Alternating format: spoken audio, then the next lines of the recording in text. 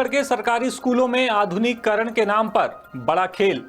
Furniture फसाद ने सरकार की कराई जमकर किरकिरी। 105 करोड़ की खरीदी पर उठ रहे सवाल, सरकार की चुप्पी ने भी सवालों को दिया जमकर धुआं। नमस्कार, आप देख रहे हैं इन्वेस्टिगेटिव और इन डेप्थ खबरों का खास न्यूज बुलेटिन सूत्रधार, और मैं हूं आपके साथ अतुल द्विवेदी। आज के इस सूत्रधार में हम बात करेंगे छत्तीसगढ़ के स्कूल शिक्षा विभाग में हो रहे घोटाले की, वहां लगे दीमक की। छत्तीसगढ़ में सरकार आधुनिक शिक्षा की बात करती है। आधुनिक शिक्षा के लिए विभाग को 22,466 करोड़ से ज्यादा का बजट भी दिया जाता है। लेकिन फिर इसके बाद होता क्या है? इसके बाद होता यह है कि कहीं से भ्रष्टाचार और फर्जीवाड़े की बू आती है, जो विभाग की ईमानदारी पर सवाल खड़े करती है।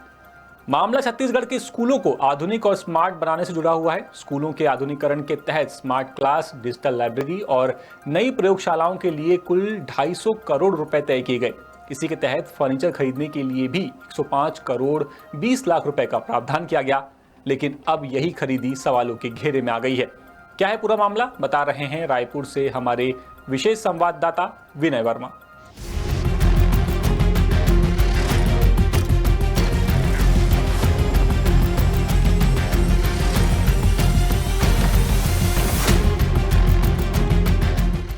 छत्तीसगढ़ में एक तरफ सरकार सरकारी स्कूलों में शिक्षा की गुणवत्ता सुधारने, शिक्षकों की भर्ती कर रही है, क्लासों को स्मार्ट बनाया जा रहा है, करोड़ों रुपए फूके जा रहे हैं। लेकिन इन सबके बीच समग्र शिक्षा विभाग ने जो फर्नीचर खरीदी के टेंडर जारी किए, उनमें एक बड़ी खामी सामने आई। आरोप है कि निविदा की शर्तों में भारतीय मानक ब्यूरो प्रमाणन को शामिल ही नहीं किया गया। ये वही मानक है जो सरकारी खरीद में गुणवत्ता और सुरक्षा सुनिश्चित करने के लिए अनिवार्य माना जाता है। ऐसे में शर्त का गायब होना कई सारे सवाल खड़े कर रहा है। पहले जान लीजिए कि भारतीय मानक ब्यूरो प्रमाणन होता क्या है। भारतीय मानक ब्यूरो यानी कि BIS एक गुणवत्ता आश्वासन प्रणाली है जो ये तय करती है कि भारत में बिकने वाले उत्पाद उच्च गुणवत्ता, सुरक्षा और विश्वसनीयता के मानकों पर खरे उतरते हैं। ये भारत के राष्ट्रीय मानक निकाय ब्यूरो ऑफ इंडियन स्टैंडर्ड्स द्वारा जारी किया जाता है।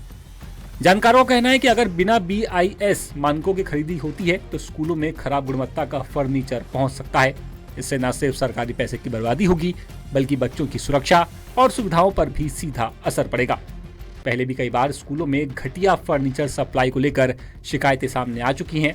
ऐसे में ये मामला और गंभीर हो गया है। मौका पाकर कांग्रेस ने भी इस पर सवाल खड़े किए हैं। पूर्व मुख्यमंत्री भूपेश बघेल कहते हैं कि समग्र शिक्षा विभाग ने केंद्र सरकार के नियमों की अनदेखी की है। बघेल के मुताबिक भारत सरकार के साफ निर्देश हैं कि सरकारी विभागों में खरीदा जाने वाला फर्नीचर BIS प्रमाणित होना चाहिए और ये नियम सभी राज्यों पर लागू होता है। बघेल ने मुख्यमंत्री विष्णुदेव साय पर तंज कसते हुए उनके चर्चित शब्द साय साय का इस्तेमाल किया। उन्होंने सवाल उठाया कि घोटाला है या घपला, साय साय।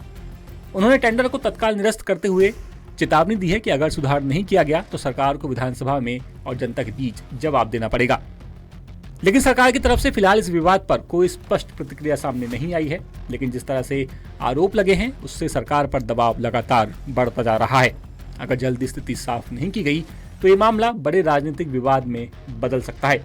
सरकार एक तरफ स्कूलों के आधुनिकीकरण की बात करती है, वहीं दूसरी तरफ उसी प्रक्रिया की पारदर्शिता पर सवाल खड़े हो रहे हैं।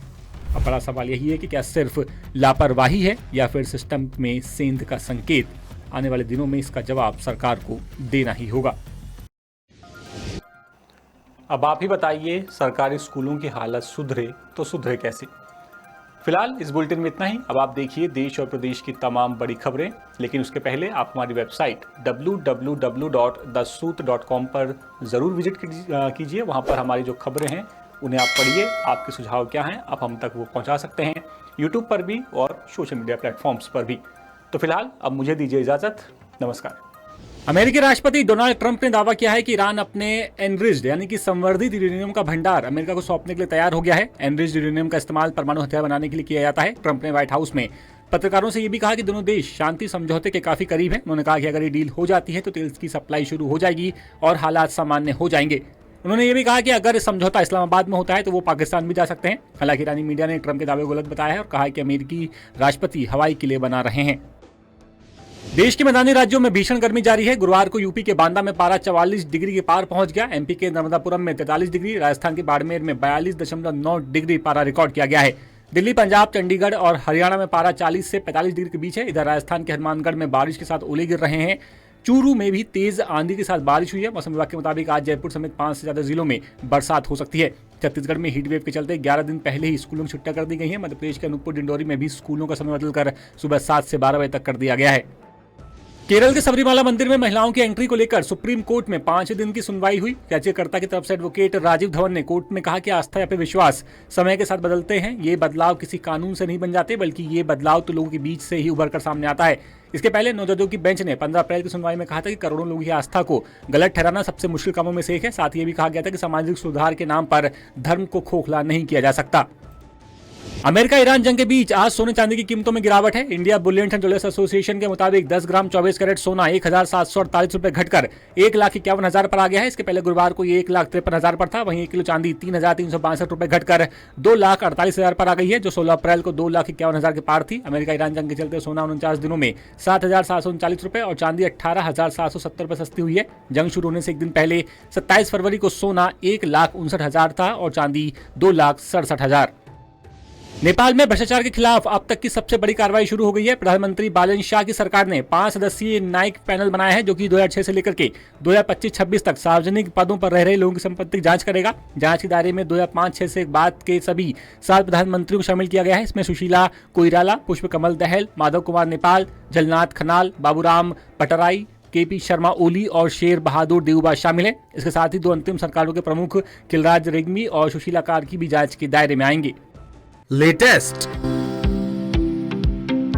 इन्वेस्टिगेटिव और इन डेप्थ खबरें देखने के लिए ज्वाइन कीजिए द सूत्र का व्हाट्सएप चैनल, सब्सक्राइब कीजिए यूट्यूब चैनल, लाइक कीजिए फेसबुक पेज और पढ़ते रहिए www.daसूत्र.com।